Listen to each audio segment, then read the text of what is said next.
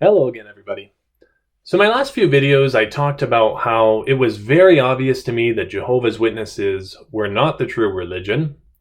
They were liars, they were deceitful, but I still had this question of should I leave?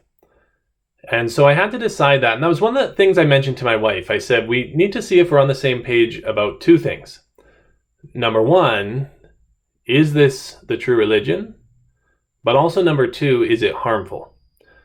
Because I think that's important. Some people might reason that, okay, even if they got some things wrong, is it really a big deal to just continue in that way of life? Many people have done it their whole life.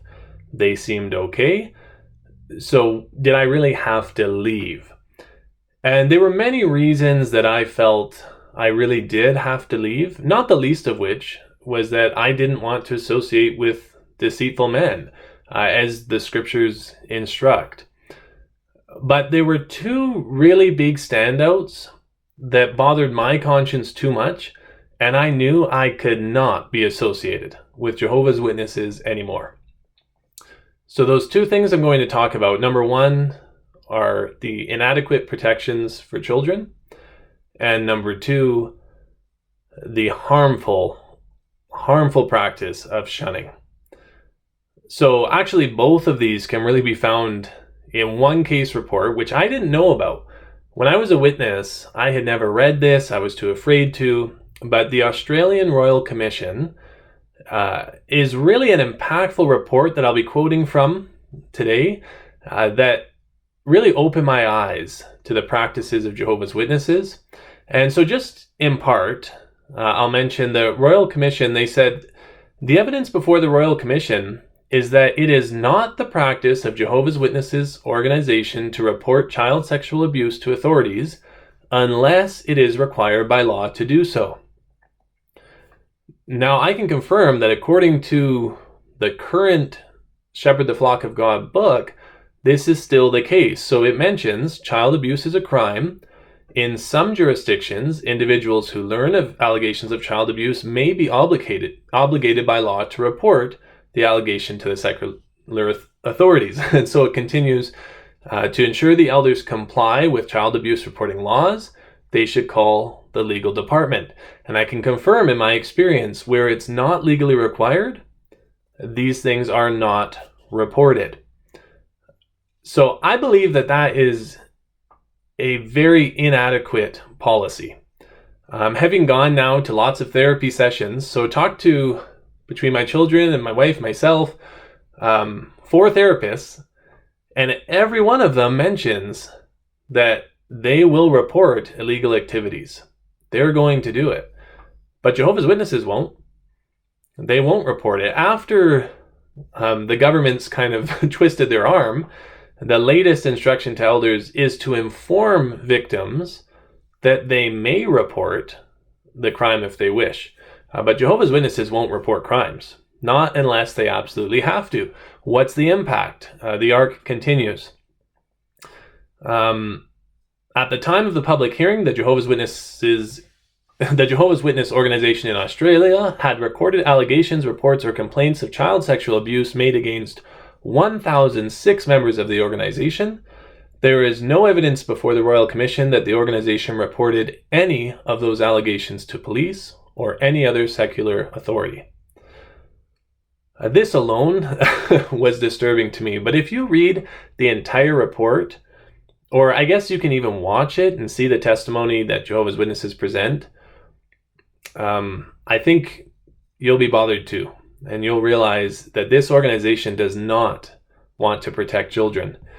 So for example, in the Shepherd book, the book to elders, under the section child abuse, it mentions that discussing child abuse from a congregation standpoint is not a situation in which a minor is a willing participant approaching adulthood, involved in sexual activity with an adult who's a few years older than the minor, nor generally speaking are we discussing situations in which only minors are involved. Now again, this is inadequate. The law is better than this. The law in my country While it does have the ability for those who are close in age to consent, those laws are limited. So it mentions 14 or 15-year-old can consent if the partner is less than 5 years older. A 12 or 13-year-old could consent if the partner was less than 2 years older. Below 12, no consent possible, and below 18, no consent is possible with anyone in authority. Now, I can confirm that this is not the Jehovah's Witness policy. For them, if the individuals involved are under 18, it is not child abuse to them. It will be swept under the rug. I saw it happen. Even if the older one is in a position of authority. So you can imagine lots of situations like that. I don't want to reveal any confidential information, but you can imagine ones that are under the age of 12, who are in the care of those that are approaching adulthood, and the congregation can just sweep that under the rug. In a similar way, when it comes to just doing the bare minimum, there's another illegal activity that Jehovah's Witnesses do not report, even though the laws of my country, at least, would mandate reporting. So the Shepherd book, the Elders book, mentions, although viewing child pornography is not considered to be sexual abuse from a congregation standpoint, it is still a serious violation of Jehovah's standards. A person involved in viewing child pornography should be strongly counseled. Depending on the frequency and the extent of his viewing, he could be subject to congregation judicial action. So from what you can see in this paragraph, even those who are committing the crime of viewing child pornography, for the most part, won't even be dealt with judicially. The congregation won't deal with them. They won't be reported to the authorities. The idea that these ones could be sitting in kingdom halls, the elders know they're involved in this activity, and nothing is done about it, that's totally inadequate to protect children. Notice this other interesting paragraph from the child abuse section of the Shepherd book. It says, in some cases, a victim of child abuse may seek more spiritual help from the elders than they can reasonably give. In such cases, some elders have found it beneficial to set limits on the time for such shepherding. Now, in itself, that doesn't sound that unreasonable. Of course, there's limits on time.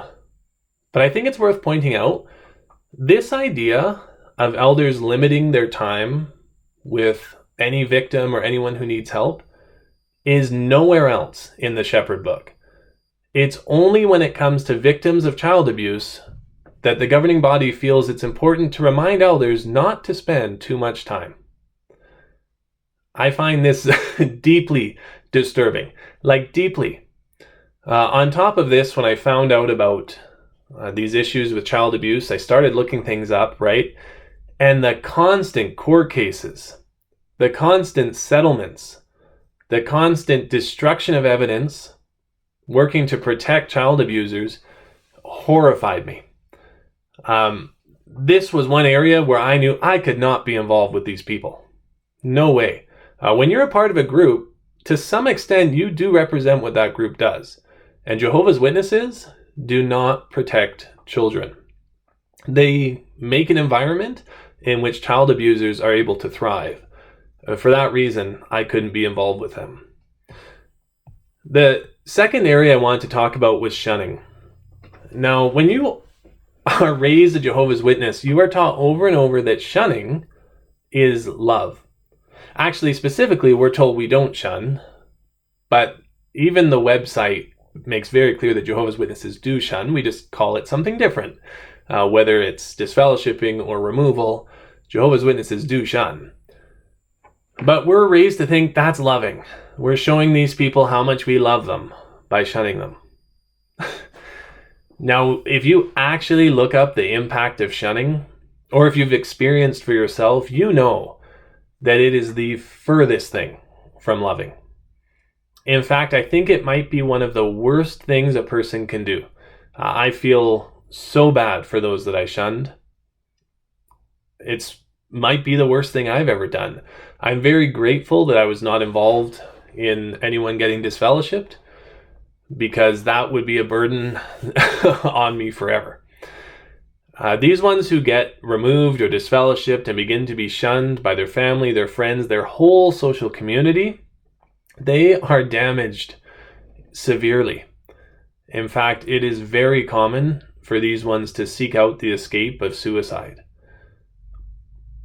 My conscience couldn't bear being associated with a group that was really killing people by an unscriptural policy. And this brings me back to my last video where I talked about the why. Why were Jehovah's Witnesses shunning if it wasn't scriptural? Well, merely for control. If we can't talk to those who've left, we can't see the real truth. It's a way to hide what the organization does, and it works pretty well. And so that's why the organization works to keep it up as much as they can, as much as the law will allow. Again, I would never push anyone to leave the organization. The consequences are massive. Everything has to be weighed. So this is just my personal experience that for me, between the child abuse and the practice of shunning, I knew I had to get out of there. And to be clear, there's many other issues with Jehovah's Witnesses. Even if they fixed those issues, I would still have left. I might talk about that in a future video, all the harmful effects of being a Jehovah's Witness. But these were enough for me to get my family out and say, starting with our children, we're breaking this cycle. They don't have to be damaged by the organization anymore. So that's, in summary, a little bit about why we left. But I wanted to do something a little more positive. So in my next video, I want to talk about all of the positive things that we've experienced since leaving. Talk about how life has been since exiting the organization for myself, and a little bit about the family as well. So I look forward to that. Thank you so much again for watching. Bye for now.